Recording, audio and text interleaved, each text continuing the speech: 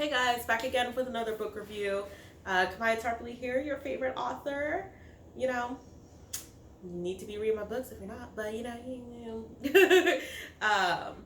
today we're gonna be going over a book called Shalimar the Clown by Salman Rushdie. Okay, so it starts out. Okay, I wanted to like this book so much, and it's a New York Times bestseller, so you guys already know how this review is gonna go. I like almost never like them. Like I never understand why they're like the best sellers. I feel like because hype happens. When hype happens, then bandwagons happen, and it's just I don't know. But essentially, the way it starts out is this girl named India. She's the daughter to this ambassador named Max. She is supposed to be meeting her father for lunch, whatever.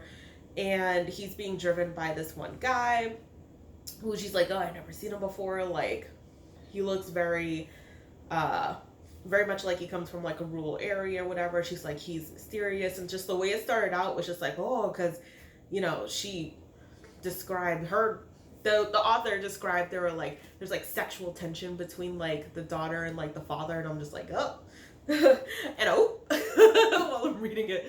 So yeah, that's how that started. So it started that way, and then it moved into a progression of how she felt about her father, how she felt about her name, how she felt about the mother she never knew, and Max ends up getting killed by the driver. The driver's name is Shalimar the Clown. And so the book, it basically dives into like everyone's lives, like Shalimar's lives, his beginnings, Max's life, where him and Shalimar cross and meet, the reason why he's murdered.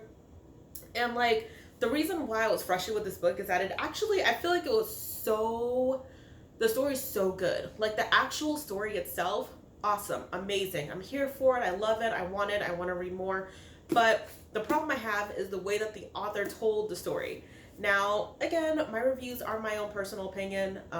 They're not tried and true. They're not something that you absolutely have to follow, but I did have an issue because he jumped so much. Like there were so many words and necessary things that were said that didn't have to be there, and just like the formatting was frustrating. Like, for example, look at this, you guys. How am I supposed to really come on, this is the whole book. Like how am I supposed to really grasp everything? Because I know for me personally, the way I like to read, and if you see my books, the way that I format, everything's a little more like there are paragraphs and everything, obviously, but things are a little more broken up so that you can follow along, you can catch your breath, you can absorb, you can take in the story.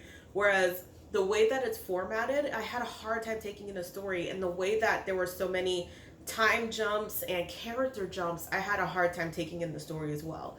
So, it was a little bit of a rough one for me. But I think maybe some other people might enjoy it if you are someone who can stay organized in that type of, I don't know if I want to say environment because, it's a book, but I don't know, the type of literary environment, I guess. I don't know. But I mean, I would definitely recommend people to check it out because at the end of the day, the central core story is good. But just make sure that you're prepared to either take your time in reading it so that you can fully absorb the story being presented, or be that type of reader who can take in information in kind of what seems to be a more cluttered setting. So yeah, that's it for today. Send me some books.